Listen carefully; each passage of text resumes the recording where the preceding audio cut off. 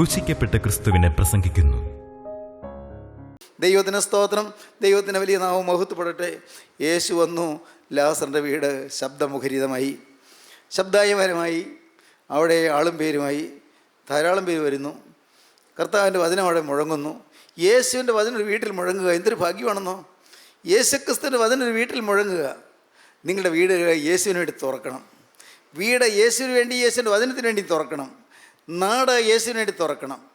അതാണ് പിശാചിന് ഏറ്റവും വിഷമമുള്ള കാര്യം. അതുകൊണ്ടാണ് ഈ യോഗത്തിലേക്ക് ആരും പോവല്ലേ എന്ന് പിശാച് പറയുന്നത്. കാരണം യേശുവിന് വേണ്ടി ആരെങ്കിലും ഉള്ളു തുറന്നാൽ അവൻ രക്ഷപ്പെടും. പിശാചിന് സഹിക്കില്ല. അവൻ നരകത്തിലേക്ക് കൊണ്ടുപോകാൻ ചങ്ങലയിട്ട് വലിച്ചുകൊണ്ട് പോവുകയാണ്. അപ്പോഴാണ് യേശുവിൻ്റെ വചനം അവിടെ മുഴങ്ങി. യേശുവിൻ്റെ വചനം മുഴങ്ങിയപ്പോൾ ചങ്ങലകൾ തകരുന്നു, അനേകർ രക്ഷപ്പെടുന്നു, അനേകർ സ്വർഗത്തിൻ്റെ അവകാശികളായിത്തീരുന്നു. അപ്പോൾ പിശാചിന് സഹിക്കുന്നില്ല. അതുകൊണ്ട് പിശാച് അവൻ്റെ ഏജന്മാരിൽ കൂടി പറയുന്നു, ആ കൂട്ടായ്മയ്ക്ക് പോകണ്ട, അങ്ങോട്ട് പോവല്ലേ, അവിടെ പോവല്ലേ, അവിടെ പോയാൽ ദോഷമാണ്, വേറെ എവിടെയെങ്കിലും പൊയ്ക്കോ, അങ്ങോട്ട് പോകണ്ട, പോയാൽ നടപടിയെടുക്കും. അയ്യോ പാവങ്ങൾ, സാധുക്കൾ മേടിച്ചു പോയില്ലേ, പാവപ്പെട്ടവർ മേടിച്ചു പോയില്ലേ. ദൈവത്തിന് സ്തോത്രം. യേശുക്രിസ്തു, ജീവനുള്ള ക്രിസ്തു, അവിടുന്ന് ഇന്ന് പ്രവർത്തിക്കുന്നു. അന്ന് ലാസറിൻ്റെ ഭവനത്തിൽ യേശു വന്നു. യേശുവിടെ രാപാർക്കാറുണ്ട്, യേശുവിടെ വചനം പറയാറുണ്ട്, യേശു അത്ഭുതങ്ങൾ പ്രവർത്തിക്കാറുണ്ട്. എന്ത് സന്തോഷമായിരുന്നു. കുറേ കാലം മൂകത മുറ്റിയ വീട് ഇന്ന് ശബ്ദമുഖരിതമായി തീർന്നു. കുറേ കാലം മൗനം പൂണ്ട വീട് ഇന്ന് നല്ല ശബ്ദായമാനമായി മാറി. എന്തൊരു ഭാഗ്യം. ദൈവത്തിന് സ്തോത്രം. മാർത്തയുടെ മുഖത്ത് പ്രസരിപ്പ്, മറിയയുടെ മുഖത്ത് പ്രസാദം, ഇപ്പോൾ ലാസറിൻ്റെ മുഖത്ത് പ്രസരിപ്പ്, സന്തോഷത്തിൻ്റെ പ്രചരിമ, സന്തോഷത്തിൻ്റെ പ്രചരിമ. ദൈവത്തിന് സ്തോത്രം. കേൾക്കൂ, കേൾക്കൂ. എത്ര പെട്ടെന്നാണ് കാലം മാറുന്നത്, എത്ര പെട്ടെന്നാണ്. ലാസർ രോഗിയായി. അതെന്താ? യേശു വരുന്ന വീട്ടിൽ രോഗം ഉണ്ടാകാൻ പാടുണ്ടോ? യേശു വരുന്ന വീട്ടിൽ മരണം ഉണ്ടാകാൻ പാടുണ്ടോ? യേശു വരുന്ന വീട് എന്നല്ലേ പറയുന്നത്. അവിടെ എന്താ രോഗം ഉണ്ടായത്? ചോദിച്ചിട്ട് കാര്യമില്ല. ദൈവത്തിന് സ്തോത്രം. അതിന് മറുപടി പറയാൻ എനിക്ക് കഴിവുമില്ല. പക്ഷെ എനിക്കൊന്നറിയാം, ദൈവത്തിന് സ്തോത്രം, മരണം ഉണ്ടായാലും അവിടെ അത്ഭുതം പ്രവർത്തിക്കാൻ യേശു വരും. ദൈവത്തിന് സ്തോത്രം. അത്ര എനിക്കറിയാം. ഒരുപക്ഷെ വൈകിയെന്ന് തോന്നിയാലും യേശു വൈകുകയില്ല, യേശു ഒന്ന് പ്രവർത്തിക്കും. അത്ര എനിക്കറിയാം. പ്രിയപ്പെട്ടവരെ, ലാസർ രോഗിയായി. സഹോദരിമാരെ വേഗം ആളയച്ചു. യേശുവിന് പ്രിയനായവൻ ധീരമായി കിടക്കുന്നു അറിയിച്ചു.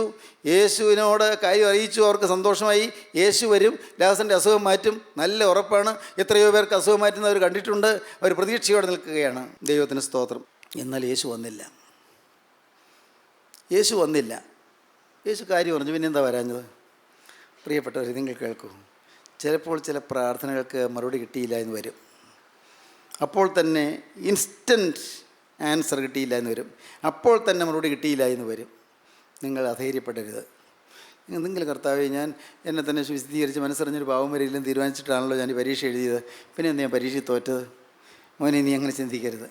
എൻ്റെ കർത്താവേ, ഞാൻ ഇനി ഏതായാലും പാവമില്ല, ഞാൻ ജീവിക്കും. എൻ്റെ കർത്താവേ, ഈ വിവാഹാലോചന നല്ല രീതിയിൽ വരണമേ, അത് വിവാഹം നടക്കണേ എന്ന് പ്രാർത്ഥിച്ചു. പക്ഷേ എന്താ കർത്താവ് വിവാഹം നടക്കാതെ പോയത്? അങ്ങനെ പറയരുത്. എൻ്റെ കർത്താവേ, ഞാൻ മനസ്സറിഞ്ഞൊരു പാവമരിയിൽ തീരുമാനിച്ചാണല്ലോ ഞാൻ വിവാഹം ചെയ്യാൻ തുടങ്ങിയത്. എനിക്കെന്താ ഒരു കുഞ്ഞിനെ തരാത്തത്? നിങ്ങൾ നിരാശപ്പെടരുത്. ദൈവത്തിന് സ്തോത്രം. ഏതായാലും ഒരു കാര്യം ഉറപ്പാണ്, സ്വർഗത്തിലെ ദൈവം അറിയാതെ ഒന്നും സംഭവിക്കുന്നില്ല.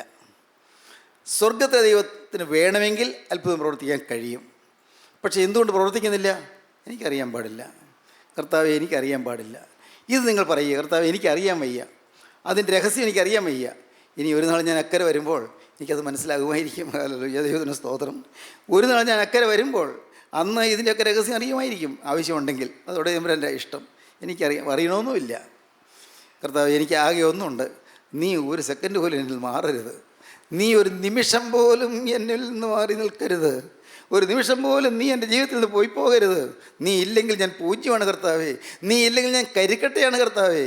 വെറും കരിക്കട്ട. എവിടെ വെച്ചാലും അവിടെ കരി പിടിപ്പിക്കും, എവിടെ വെച്ചാലും അവിടെ മലിനമാക്കും. അങ്ങനത്തെ കരിക്കട്ടയാണ് ഞാൻ. യേശുവേ, നീ ഉണ്ടെങ്കിലോ ഞാൻ തീക്കട്ടയാണ്. ഹല്ലേലൂയ. ദൈവത്തിന് സ്തോത്രം. യേശു ഉണ്ടെങ്കിൽ തീക്കട്ട, യേശു ഇല്ലെങ്കിൽ കരിക്കട്ട. ദൈവത്തിന് സ്തോത്രം. അവർ ആളയച്ചു, കാത്തിരുന്നു. രോഗം കൂടിക്കൂടി വരുന്നു. രോഗം മൂർച്ഛിച്ചു. ഇവർക്ക് എപ്പോഴും പ്രതീക്ഷയുണ്ട്, യേശു ഇപ്പോൾ വരും. ഇല്ല, യേശു വന്നില്ല. രോഗം വർദ്ധിച്ചു. ലാസർ മരിച്ചു. അയ്യോ, സഹോദരിമാർക്ക് എന്തൊരു വിഷമായി. അയ്യോ, ലാസർ മരിച്ചു. കൂട്ടക്കരച്ചിലാണ്. യഹൂദന്മാരെല്ലാവരും വന്നൊരു കരയുന്നു. അനേകരിരുന്ന് കരയുന്നു. ഈ ലാസറിൻ്റെ സഹോദരിമാരായ മാർത്തയും മറിയയും വിതുമ്പിക്കൊണ്ടിരിക്കുന്നു. അപ്പോഴവരുടെ കണ്ണ് നിന്ന് ഗേറ്റിങ്കിലേക്കാണ്. യേശു വരും, യേശു വരും, യേശു വരും. കാരണം യായിറോസിൻ്റെ മകൾ മരിച്ചു കിടന്ന് കിടക്കയിൽ കിടക്കുമ്പോൾ ആ ഡെഡ് ബോഡിയുടെ അരികിലേക്ക് യേശു വന്ന് ആ ബാലയെ എഴുന്നേൽക്കുക എന്ന് പറഞ്ഞാൽ എഴുന്നേൽപ്പിച്ചത് അവർക്കറിയാം. അതുകൊണ്ട് യേശു വന്നാൽ ഇപ്പോൾ വന്നാൽ മതി, ലാസറിനെ ഉയർപ്പിക്കും. കുറേ നേരമായി യഹൂദന്മാർ ധൃതി പിടിക്കുന്നത്. എത്ര നേരം വെച്ചുകൊണ്ടിരിക്കുന്നത്? മരിച്ച എത്ര സമയമായി? അടക്കണ്ടേ, അടക്കണ്ടേ? യഹൂദന്മാർ, വീട്ടുകാർ, സ്വന്തക്കാരൊക്കെ ബഹളം പിടിക്കുന്നു. അവർ പറഞ്ഞു ഇത്തിരി കഴിയട്ടെ, അല്പം കൂടി കഴിയട്ടെ. കാര്യം പറയുന്നില്ല, ഇത്തിരി കൂടി കഴിയട്ടെ. എത്ര നേരം? സമയം നീണ്ടുകൊണ്ട് പോയി. അവർ ബലമായി ഡെഡ് ബോഡി എടുത്ത് ശവപ്പെട്ടിയിൽ വെച്ചു. അവർ നടന്നു തുടങ്ങി. സഹോദരിമാരെ ഏങ്ങലടിച്ചുകൊണ്ട് പറയുക നടന്നു. അപ്പോഴും അവർക്ക് പ്രതീക്ഷയുണ്ട്. ആ നയ്യീൻ പട്ടണത്തിൽ വിധവയുടെ മകനെ ശവമടക്കാൻ കൊണ്ടുപോകുമ്പോഴാണ് യേശു എതിരെ വന്നത്. യേശു ശവമഞ്ചത്തെ തൊട്ടു, അവനെ ഉയർത്തെഴുന്നേൽപ്പിച്ചു. അവൻ ഉയർത്തെഴുന്നേൽപ്പിച്ച് ആ വിധവയായ അവൻ്റെ അമ്മയുടെ കയ്യിലേക്ക് അവനെ ഏൽപ്പിച്ചു കൊടുത്തു. ഇപ്പോൾ ശവസംസ്കാരത്തിന് കൊണ്ടുപോകുമ്പോൾ യേശു ഒന്ന് വന്നാൽ മതിയായിരുന്നു. ഇപ്പോഴാണെങ്കിലും ഞങ്ങളുടെ സഹോദരൻ ഉയർപ്പിക്കും. പ്രതീക്ഷ നഷ്ടപ്പെട്ടിട്ടില്ല. പക്ഷേ യേശു വന്നില്ല. ദൈവത്തിന് സ്തോത്രം. ദൈവത്തിൻ്റെ വലിയ നാമം മഹത്വപ്പെടട്ടെ. കല്ലറയ്ക്കലെത്തി, കല്ലറ തുറന്നു, ഡെഡ് ബോഡി എടുത്ത് വയ്ക്കുന്നു. അപ്പോഴും അവർ പുറകിലേക്ക് നോക്കുക, യേശു വരുന്നുണ്ടോ, യേശു വരുന്നുണ്ടോ. വിതുമ്പലടക്കിക്കൊണ്ട്, ഏങ്ങലടി അടക്കിക്കൊണ്ട് അവർ പുറകോട്ട് നോക്കുകയാണ്. യേശു വരുന്നുണ്ടോ, യേശു വരുന്നുണ്ടോ. ഇല്ല, യേശു വന്നില്ല. ശവമടക്കി കല്ല് ഉരുട്ടി വാതിക്കൽ വെച്ചു. നിരാശയോടെ എല്ലാവരും പോന്നു. ഇവരും അവസാനം വെച്ച് അവരും പോന്നു. അടുത്ത ഒരു ദിവസം കഴിഞ്ഞു, അവർ ഭക്ഷണമൊന്നും കഴിക്കുന്നില്ല. 2 ദിവസം കഴിഞ്ഞു, ദാഹവുമില്ല, വിശപ്പുമില്ല. 3 ദിവസം കഴിഞ്ഞു, ദാഹവുമില്ല, വിശപ്പുമില്ല. അങ്ങനെ ഇരിക്കുകയാണ്. കരയാൻ മാത്രം. ഇപ്പോൾ കരയാനും കൂടി പറ്റില്ലാണ്ടായി, കരയാനും കൂടി ശക്തിയില്ലാതായി. പാവങ്ങൾ അങ്ങനെ ഇരിക്കുകയാണ്. യഹൂദന്മാർ ഇടയ്ക്കിടയ്ക്ക് പലരും വരും. അവരെ സഹതാപത്തോടെ വല്ലതും പറയും, അവരെ ആശ്വസിപ്പിക്കാൻ നോക്കും. പക്ഷേ ആരെന്ത് പറഞ്ഞാൽ ആശ്വാസം കിട്ടുക? ആണും തൂണുമായി അവൻ പോയില്ലേ. എത്രയോ നല്ല നല്ല നാളുകളായിരുന്നു. കുഷ്ഠരോഗിയായിരുന്ന ശിമോൻ്റെ വീട് സന്തോഷത്തിൻ്റെ ഭവനമായി മാറിയതായിരുന്നു. വീണ്ടും എല്ലാം തകിടം മറിഞ്ഞല്ലോ കർത്താവേ. സങ്കടത്തോടിരിക്കുകയാണ്. അപ്പോഴാണ് 4-ാം ദിവസം യേശു വരുന്നു. യേശു വരുന്നു. മാർത്ത ഓടിച്ചെന്നു, കർത്താവേ നീ ഇവിടെ ഉണ്ടായിരുന്നെങ്കിൽ ഞങ്ങളുടെ സഹോദരൻ മരിക്കുകയില്ലായിരുന്നു. ഏങ്ങലടിച്ചുകൊണ്ട് പറയുകയാണ്, കർത്താവേ നീ വന്ന് വൈകിപ്പോയല്ലോ, നീ ഇവിടെ ഉണ്ടായിരുന്നെങ്കിൽ ഞങ്ങളുടെ സഹോദരൻ മരിക്കുകയില്ലായിരുന്നു. മാർത്ത ഓടിച്ചെന്ന് സഹോദരിയെ വിളിച്ചു, മാർത്തയെ വിളിച്ചു, ഗുരു വന്നിട്ടുണ്ട്, നിന്നെ വിളിക്കുന്നു. മറിയ അപ്പോഴും എഴുന്നേൽക്കുന്നില്ല. പരിഭവം കൊണ്ടാണോ? അങ്ങനെ വേദപുസ്തകം പറയുന്നില്ല.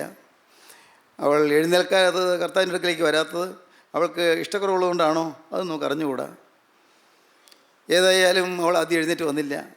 പക്ഷേ സഹോദരി പറഞ്ഞു, ഗുരു വന്നിട്ടുണ്ട്, നിന്നെ വിളിക്കുന്നു, നിന്നെ വ്യക്തിപരമായി വിളിക്കുന്നുണ്ട് എന്ന് പറഞ്ഞപ്പോൾ അവൾ എഴുന്നേറ്റ് പോയി. ചെന്നപാടി അവളും പറഞ്ഞു, കർത്താവേ നീ ഇവിടെ ഉണ്ടായിരുന്നെങ്കിൽ ഞങ്ങളുടെ സഹോദരൻ മരിക്കുകയില്ലായിരുന്നു. ഈ സഹോദരിമാർ 2 പേര് ഏങ്കലടിക്കുന്നത് കണ്ടപ്പോൾ കർത്താവിൻ്റെ ഉള്ളങ്ങ് തകർന്നുപോയി. കർത്താവിൻ്റെ കണ്ണിൽ നിന്ന് കണ്ണീരിങ്ങനെ ഒഴുകാൻ തുടങ്ങി. Jesus wept. യേശു കണ്ണുനീർ വാർത്തു. യേശു കണ്ണുനീർ വാർത്തു. ദൈവത്തിന് സ്തോത്രം. ഒരു കാര്യം ഞാൻ പറഞ്ഞോട്ടെ, നിങ്ങൾ വേദനിക്കുമ്പോൾ, നിങ്ങളുടെ ഉള്ളു വലയുമ്പോൾ നിങ്ങളുടെ ഒപ്പം വേദനിക്കുന്നതാണ് കർത്താവായ യേശു ക്രിസ്തു. നിങ്ങൾ കരയുമ്പോൾ നിങ്ങളുടെ ഒപ്പം കരയുന്നതാണ് കർത്താവായ യേശു ക്രിസ്തു. നിങ്ങൾ കരയുമ്പോൾ കണ്ടു നിന്ന് രസിക്കുന്നവനല്ല ഈ ദൈവം. നിങ്ങൾ കരയുമ്പോൾ നിങ്ങളുടെ സഹതാപത്തോടെ കരയുന്നവനാണ് യേശു. യേശു നോക്കി നിൽക്കുന്നു. യേശുവിനെ കണ്ണ് നിറയുന്നു, കണ്ണുനീര് വടിഞ്ഞൊഴുകുന്നു. യേശുവിൻ്റെ കവളിലൂടെ കണ്ണുനീരൊഴുകി താഴോട്ട് വന്ന് പെറുപെറുന്നനെ വീഴുന്നു. ദൈവത്തിന് സ്തോത്രം. സഹോദരങ്ങളെ, സഹോദരിമാർ യേശുവിനെ മുഖത്ത് കണ്ണുപിടിക്കാതെ നിൽക്കുകയാണ്. കർത്താവ് ചോദിച്ചു, അവന് വെച്ചത് എവിടെയാണ്? ആ കല്ലറ എവിടെയാണ്? അവന് വെച്ചത് എവിടെ? അപ്പോൾ സഹോദരിമാർക്ക് മനസ്സിലായി, അത്ര സ്നേഹമായിരുന്നല്ലോ ലാസറിനെ, അത്ര സ്നേഹമായിരുന്നല്ലോ. ഡെഡ് ബോഡി കാണാൻ പറ്റിയില്ല. ഇപ്പോൾ 4 ദിവസമായെങ്കിലും ഡെഡ് ബോഡിയെങ്കിലും ഒന്ന് കാണാനായിട്ട് യേശു പറയുന്നതായിരിക്കും, അത്രേ അവർ വിചാരിച്ചുള്ളൂ. അവർ മുന്നേ നടന്നു, യേശു പറയുക നടന്നു. ഉള്ളം നൊന്ത് കലങ്ങിക്കൊണ്ടാണ് യേശു നടക്കുന്നത്. സഹോദരിമാർ അങ്ങനെ തന്നെ കല്ലറയ്ക്കിലെത്തി. അപ്പോൾ കുറേ യഹൂദന്മാരും അനുഗമിച്ചു. ഒരു കൂട്ടം ആളുകൾ കല്ലറയിലേക്ക് നീങ്ങുന്നു. 4 ദിവസം പോയി കല്ലറയിലേക്ക് പോകുമ്പോൾ ഏങ്ങലടിച്ച് കരഞ്ഞതുപോലെ ഇപ്പോഴും കരഞ്ഞുകൊണ്ടാണ് ഈ കൂട്ടം മുന്നോട്ട് പോകുന്നത്.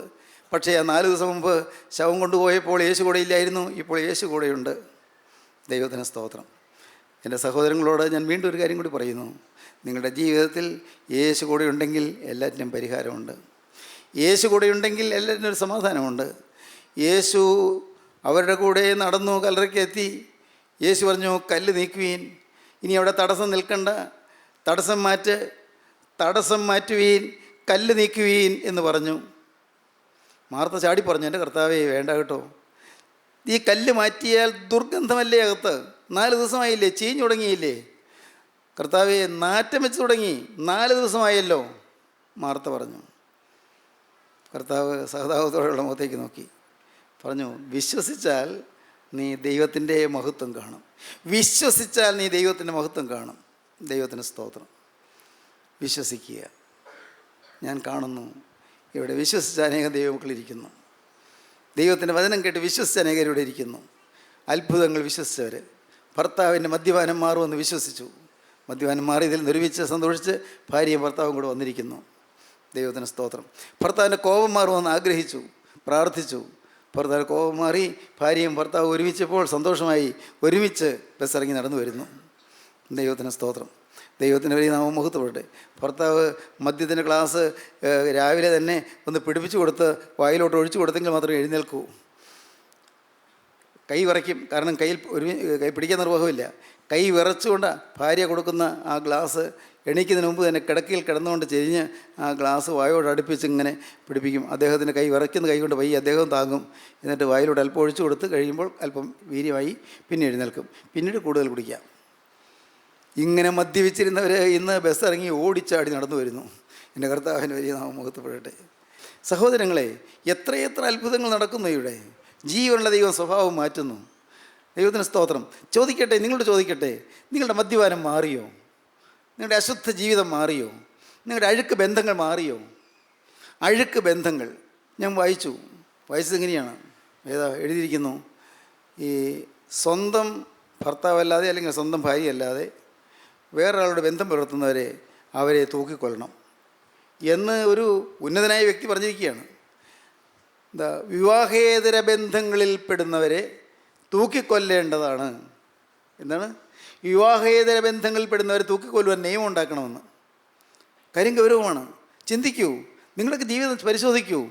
നിങ്ങൾ കാമഭ്രാന്ത് പിടിച്ച്, കോപഭ്രാന്ത് പിടിച്ച്, കലിഭ്രാന്ത് പിടിച്ച്, കക്ഷിഭ്രാന്ത് പിടിച്ച്, എന്താണ്, നിങ്ങൾ മതഭ്രാന്ത് പിടിച്ച്, സമുദായഭ്രാന്ത് പിടിച്ച്, സഭാഭ്രാന്ത് പിടിച്ച്, സ്നാനഭ്രാന്ത് പിടിച്ച്, ഇങ്ങനെയെല്ലാം സുബോധം നഷ്ടപ്പെട്ടവരെ പോലെ ജീവിക്കുന്ന ആളുകളില്ലേ? അനേകരിന്ന് സുബോധം നഷ്ടപ്പെട്ടവരെ പോലെ കഴിയുകയാണ്. എന്നാൽ ദൈവത്തിന് സ്തോത്രം, ജീവിതത്തിൽ അഴുക്ക് പറ്റിയവർ, തെറ്റുപറ്റിയവർ, ഇപ്പോൾ നിങ്ങൾ മനം തിരിയുമെങ്കിൽ നിങ്ങൾക്ക് സഹായം തരാൻ യേശുക്രിസ്തു വന്നിട്ടുണ്ട്. നിങ്ങൾ അരികത്തേക്ക് യേശു വരുന്നുണ്ട്.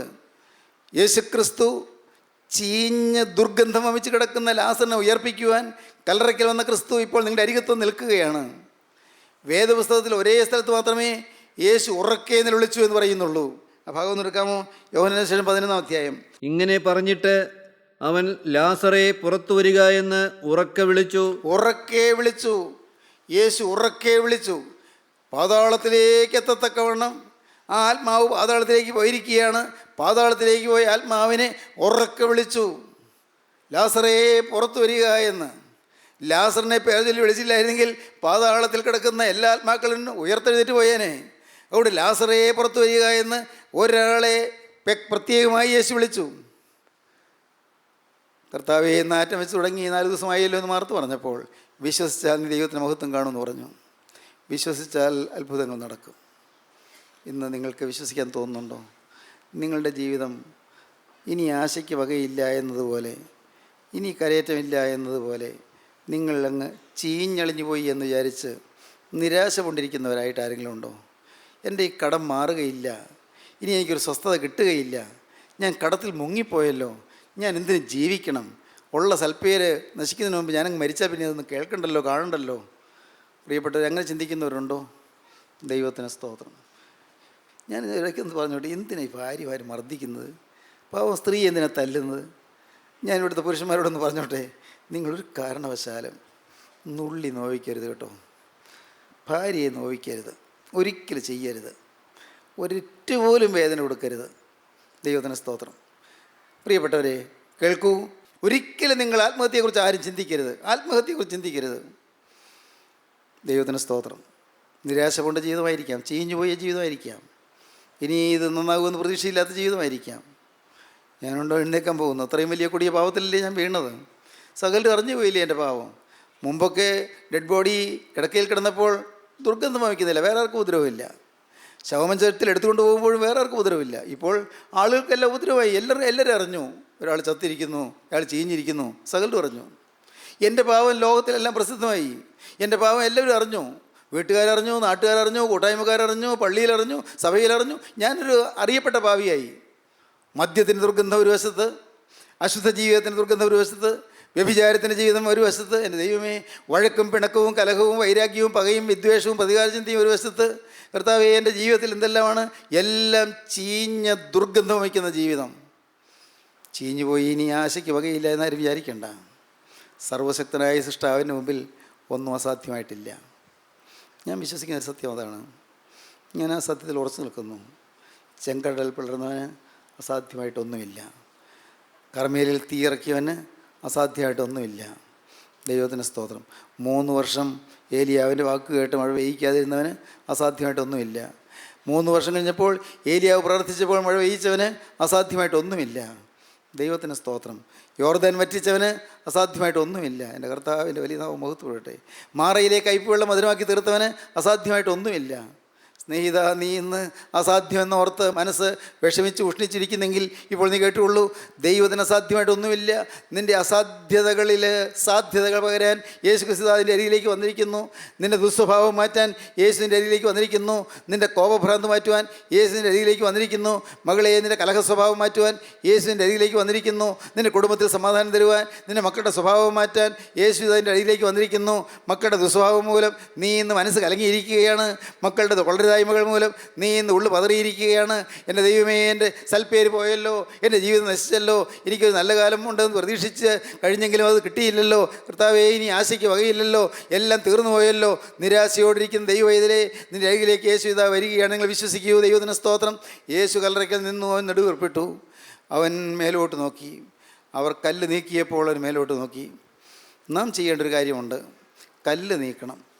കല്ല് ഇനി അവിടെ ഇരിക്കണ്ട, നാം അത് ചെയ്യണം. കർത്താവിന് വഴിയൊരുക്കുവീൻ, അവൻ്റെ പാത നിരപ്പാക്കുവീൻ. വഴി ഒരുക്കി കൊടുക്കണം, കല്ല് മാറ്റിക്കൊടുക്കണം. യേശു അകത്തേക്ക് തലകെട്ടി ലാസറിനെ വിളിക്കണമെങ്കിൽ നീ കല്ല് നീക്കേണ്ടതാണ്. അത് നീയാണ് ചെയ്യേണ്ടത്. മകനെ, നിൻ്റെ ജീവിതത്തിൽ ചില കല്ലുകളുണ്ട്, ഇനിയും മാറാത്ത ചില കല്ലുകളുണ്ട്, ചില ദുസ്വഭാവങ്ങളുണ്ട്, ചില പ്രവണതകളുണ്ട്, ദ്രവ്യാഗ്രഹമുണ്ട്, അഹങ്കാരമുണ്ട്. നിൻ്റെ ഹൃദയത്തിൽ ഇന്ന് സ്ഥാനമോഹമുണ്ട്. നിൻ്റെ ഹൃദയത്തിൽ ഇന്ന് ദ്രവ്യാഗ്രഹം അത് കൊടുമ്പിരിക്കൊണ്ടിരിക്കുകയാണ്. ചിലരോടുള്ള വിദ്വേഷം നിൻ്റെ ഹൃദയത്തിലുണ്ട്. ചിലരോടുള്ളതായ പിണക്കവും അശുദ്ധമായ ചിന്തകൾ നിൻ്റെ ഹൃദയത്തിലുണ്ട്. അഴുക്കായ ആഗ്രഹങ്ങൾ നിൻ്റെ ഹൃദയത്തിലുണ്ട്. ഈ കല്ലുകളെല്ലാം നീക്കാതെ യേശു പ്രവർത്തിക്കാൻ കഴിയുകയില്ല. വേണമോ, അത്ഭുതം നടക്കണമോ? കല്ല് നീക്കുവീൻ, എന്നാൽ യേശു പ്രവർത്തിക്കും. ദൈവത്തിന് സ്തോത്രം. കല്ല് നീക്കി കൊടുക്കുക. മകളെ, ഏതിൻ്റെ ജീവിതത്തിൽ ചില കല്ലുകളുണ്ട്, എല്ലാ കല്ലും നീ മാറ്റിക്കൊടുക്കുക, കല്ല് നീക്കുക. യേശു അത്ഭുതം പ്രവർത്തിക്കും. ദൈവത്തിന് സ്തോത്രം. അവർ കല്ല് നീക്കി. യേശു മേലോട്ട് നോക്കി. യേശു പ്രാർത്ഥിച്ചു, പിതാവേ, നീ എൻ്റെ പ്രാർത്ഥന കേട്ടതിനാൽ ഞാൻ നിന്നെ സ്തുതിക്കുന്നു. നീ എന്നും എൻ്റെ പ്രാർത്ഥന കേൾക്കുമെന്നുള്ളതിനാൽ ഞാൻ നിന്നെ സ്തുതിക്കുന്നു. പ്രാർത്ഥനയുണ്ട്, സ്തുതിയുണ്ട്. കല്ലറയ്ക്കൽ സ്തുതി തുടങ്ങി. യേശുനാഥൻ കല്ലറയ്ക്കൽ സ്തുതിച്ചു. ദൈവത്തിന് സ്തോത്രം. എന്നിട്ട് കല്ലറയിലേക്ക് കല നീട്ടി. എൻ്റെ ദൈവമേ, യേശു വിളിച്ച ലാസറയെ പുറത്തു വരിക എന്ന്. ലാസറയെ പുറത്തു വരിക, പേര് ചൊല്ലി വിളിക്കുന്നു. എൻ്റെ ദൈവത്തിന് സ്തോത്രം. ഇന്ന് ഇപ്പോൾ നിങ്ങളിരിക്കുന്നിടത്ത് വന്ന് യേശു നിങ്ങളെ പേര് ചൊല്ലി വിളിക്കുന്നു. യേശു നിങ്ങളുടെ പേരറിയാം. യേശു നിങ്ങളുടെ വീടറിയാം. യേശു നിങ്ങളുടെ വീട്ടുപേരറിയാം. യേശു നിങ്ങളുടെ മാതാപിതാക്കളറിയാം. നിങ്ങളുടെ മാതാപിതാക്കളെ യേശുവിനറിയാം. നിങ്ങളുടെ കുടുംബം യേശുവിനറിയാം. നിങ്ങളുടെ വീട് യേശുവിനറിയാം. നിങ്ങളുടെ പ്രശ്നം യേശുവിനറിയാം. നിങ്ങളുടെ ഭാരം യേശുവിനറിയാം. നിങ്ങളുടെ ഇന്നത്തെ അവസ്ഥ യേശുവിനറിയാം. യേശു നിങ്ങളെ സ്നേഹിക്കുന്നു. യേശുവിൻ്റെ അരികിലേക്ക് വരുന്നു. ലാസറേ, പുറത്തു വരിക. നിങ്ങളുടെ പേരറിയുന്ന ക്രിസ്തുവിൻ്റെ അരികിലേക്ക് വന്ന് നിങ്ങളെ പേര് ചൊല്ലി വിളിക്കുന്നു. ലാസറേ, പുറത്തു വരിക. എൻ്റെ 17-ാമത്തെ വയസ്സിൽ ഈ ശബ്ദം കേട്ട് ഞാൻ ഞെട്ടി തലപൊക്കി. ദൈവത്തിന് സ്തോത്രം. ഞാൻ വചനം കേട്ടുകൊണ്ടിരിക്കുകയായിരുന്നു. അതുവരെയും തല താഴ്ത്തിയിരിക്കുകയായിരുന്നു. എപ്പോഴോ ഇങ്ങനൊരു ശബ്ദം കേട്ടു. ലാസറേ പുറത്തു വരിക. ഞാൻ ഞെട്ടി, ഞാൻ തല ഉയർത്തി നോക്കി. ആ സുവിശേഷകൻ എൻ്റെ നേരെ വിരൽ ചൂണ്ടുന്ന പോലെ എനിക്ക് തോന്നി, എന്നെ തന്നെ വിരൽ ചൂണ്ടുന്ന പോലെ തോന്നി. യുവാവേ, എഴുന്നേൽക്കുക. പുറമേ അശുദ്ധിയില്ല, പുറമേ ദുർഗന്ധമില്ല, അകത്താണ് ദുർഗന്ധം. പുറമേ കുഴപ്പമില്ല, പുറമേ പാവമില്ല, പുറമേ നമസ്കാരമുണ്ട്, പുറമേ പ്രാർത്ഥനയുണ്ട്, പുറമേ പള്ളിയുണ്ട്, പുറമേ നോമ്പുണ്ട്. എന്നാൽ മകനെ, നിന്റെ ഹൃദയത്തിൽ അഴുക്കാണ്, ഹൃദയത്തിൽ അശുദ്ധി നിറഞ്ഞിരിക്കുന്നു. നീ എഴുന്നേറ്റ് വരിക. ലാസറേ എഴുന്നേൽക്ക, ലാസറേ പുറത്തു വരിക. ദൈവത്തിന് സ്തോത്രം. അന്ന് ഈ ജീവിതം യേശു ഏറ്റെടുത്തു. അന്ന് ഈ ജീവിതം യേശു ഏറ്റെടുത്തു. മരിച്ച് ജീർണിച്ചു പോയ ഈ മനുഷ്യൻ്റെ ആത്മാവിനെ യേശു ജീവിപ്പിച്ചു. ദൈവത്തിന് സ്തോത്രം. മരിച്ചുപോയ ആത്മാവ് പാവം മൂലം മരിച്ചു പോയിരുന്നു, അശുദ്ധി മൂലം മരിച്ചു പോയിരുന്നു, മ്ലേച്ഛത മൂലം മരിച്ചു പോയിരുന്നു, ലോകസ്നേഹം മൂലം മരിച്ചു പോയിരുന്നു. ആത്മാവ് മരിച്ചു കിടക്കുകയായിരുന്നു. എന്നാൽ യേശു എന്നെ പേർ ചൊല്ലി വിളിച്ചു. അന്ന് ഈ ജീവിതം യേശുവിന് കൈമാറി. ഹല്ലേലൂയ, ദൈവത്തിന് സ്തോത്രം. ജീവിതം യേശുവിന് കൈമാറി. സ്നേഹിത, നിൻ്റെ ജീവിതം ഇപ്പോൾ കൊടുക്കാമോ? യേശുവിന് കൈമാറാമോ? യേശു അടുത്ത് വന്ന് നിൽക്കുന്നുണ്ട്. യേശു നിന്നെ വിളിക്കുന്നുണ്ട്. നിൻ്റെ ജീവിതം കൊടുക്കാൻ പറ്റുമോ? എങ്കിൽ യേശു നിന്നെ സ്വീകരിക്കും, നിന്നെ ഉയർത്തെഴുന്നേൽപ്പിക്കും, ആത്മാവിൻ്റെ മരണം മാറ്റും, ആത്മാവിൽ ജീവൻ തരും. നിനക്ക് ജീവൻ തരാൻ അവനിതാ കുരിശിൽ ജീവൻ പിടിച്ചിരിക്കുന്നു. നിനക്ക് ജീവൻ തരാൻ, നീ ഒരാൾക്ക് ജീവൻ തരാൻ യേശു കുരിശിൽ ജീവൻ പിടിച്ചിരിക്കുന്നു. മകളെ, നിനക്ക് ജീവൻ തരാൻ യേശു ജീവൻ കുരിശിന്മേൽ വെച്ചിരിക്കുന്നു. അവനെ നീ വിശ്വസിക്കൂ, അവനെ നീ വിളിക്കൂ. യേശുവേ, എന്നോട് മനസ്സറിയണമേ, യേശുവേ എന്നെ തുടരണമേ, യേശുവേ എന്നിൽ കനിയണമേ, യേശുവേ എന്നെ ജീവിപ്പിക്കണമേ, ആത്മാവിൽ മരിച്ച് എനിക്ക് ജീവൻ തരണമേ. നിങ്ങൾ പ്രാർത്ഥിക്കുമോ? ഇപ്പോൾ നിങ്ങൾ തന്നെ സമർപ്പിക്കുമോ? പുതിയ ജീവൻ നിങ്ങൾ തുടങ്ങുമോ? യേശുവേ, ഇന്നു മുതൽ നിൻ്റെ വക അങ്ങനെ നിങ്ങൾക്ക് തീരുമാനിക്കാൻ പറ്റുമോ? എങ്കിൽ നിങ്ങൾക്ക് ഇപ്പോൾ നിങ്ങളുടെ കരങ്ങൾ ഉയർത്താം. യേശുവിന് വേണ്ടി ജീവിപ്പാൻ, പുതിയ ജീവിതം നയിപ്പാൻ, പാപമില്ലാത്ത ജീവിതം നയിപ്പാൻ ആഗ്രഹിക്കുന്നുവെങ്കിൽ യേശുക്രിസ്തുവിൻ്റെ കരം നിങ്ങളെ പിടിപ്പാൻ ആഗ്രഹിക്കുന്നുവെങ്കിൽ, യേശുക്രിസ്തുവിൻ്റെ ആണിപ്പാടുള്ള കരം നിങ്ങളെ പിടിപ്പാൻ ആഗ്രഹിക്കുന്നുവെങ്കിൽ നിങ്ങളുടെ കരങ്ങളെ ഉയർത്താം. Hallelujah, hallelujah. യേശുക്രിസ്തുവിൻ്റെ കരങ്ങളിൽ പിടിക്കട്ടെ. യേശു പിടിച്ചാൽ രോഗസൗഖ്യമാണ്. യേശു പിടിച്ചാൽ അത്ഭുത സൗഖ്യമാണ്. യേശു പിടിച്ചാൽ അതിശയങ്ങളും അടയാളങ്ങളുമാണ്. യേശു കാര്യത്തിൽ പിടിച്ചാൽ ഭൂതബാധ വിട്ടുപോകും. യേശു കാര്യത്തിൽ പിടിച്ചാൽ ശാപദോഷങ്ങൾ മാറിപ്പോകും.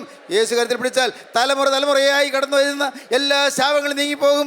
യേശു കാര്യത്തിൽ പിടിച്ചാൽ ശോഭനമായ ഭാവി ലഭിക്കും. സമർപ്പിക്കാം. കരുണയുള്ള കർത്താവേ, ഇതിന് മക്കളെ തൊട്ടതിനായി സ്തോത്രം. ഈ മക്കളുടെ കാര്യത്തിൽ പിടിച്ചതിനായി സ്തോത്രം. എല്ലാവരെയും വാഴ്ത്തിയതിനായി സ്തോത്രം. മഹത്വം രക്ഷകനായ യേശുവിന് മാത്രം. യേശുവിൻ നാമത്തിൽ തന്നെ ആമീൻ. ഹല്ലേലൂയ. ജീവിത പ്രതിസന്ധികളുടെ നീർച്ചുഴിയിൽപ്പെട്ട് നട്ടം തിരിയുന്നവനാണോ നീ? പാപഭാരത്താൽ നിന്റെ മനസ്സ് തളർന്നിരിക്കുകയാണോ? വരൂ, യേശുക്രിസ്തുവിൻ്റെ തിരുവചനത്തിലേക്ക്. ക്രൂശിക്കപ്പെട്ട ക്രിസ്തുവിനെ മാത്രം പ്രസംഗിക്കുന്ന ക്രിസ്ത്യൻ റിവൈവൽ ഫെലോഷിപ്പിൻ്റെ രാജ്യാന്തര സുവിശേഷ മഹായോഗം ഡിസംബർ 27 മുതൽ 31 വരെ കോലഞ്ചേരി ഞാറ്റുംകാലായിൽ ഹിൽ ടോപ്പിൽ വെച്ച് നടത്തപ്പെടുമ്പോൾ ഹൃദയ സമാധാനം നൽകുന്ന ക്രിസ്തുവിൻ്റെ അദൃശ്യകരങ്ങൾ നിന്നെ സ്പർശിക്കട്ടെ. വീണുപോയാൽ നിങ്ങൾ എഴുന്നേൽപ്പിക്കുന്ന കരം. വീണുപോയോ? പേടിക്കണ്ട, അടുത്ത് താങ്ങാൻ യേശുവുണ്ട്. ക്രിസ്ത്യൻ റിവൈവൽ ഫെലോഷിപ്പിലെ കർത്തൃ ശുശ്രൂഷകർ വിവിധ ശുശ്രൂഷകൾക്ക് നേതൃത്വം നൽകുന്നു. ഇപ്പോൾ ദൈവസന്നിധിയിൽ വിശ്രമിക്കുന്ന യശശരീരനായ പ്രൊഫസർ MY യോഹന്നാൻ സാർ ചെയ്ത അനശ്വരമായ വചന ശുശ്രൂഷകളും നിങ്ങൾക്ക് ശ്രവിക്കാം. സഭയുടെയും സമുദായത്തിൻ്റെയും അതിർവരമ്പുകൾക്കതീതമായി നിങ്ങളെ സ്നേഹിക്കുന്ന യേശുവിൻ്റെ വചനത്തിലേക്ക്, ഈ വചനവേദിയിലേക്ക് നിങ്ങളെ സ്നേഹത്തോടെ സ്വാഗതം ചെയ്യുന്നു.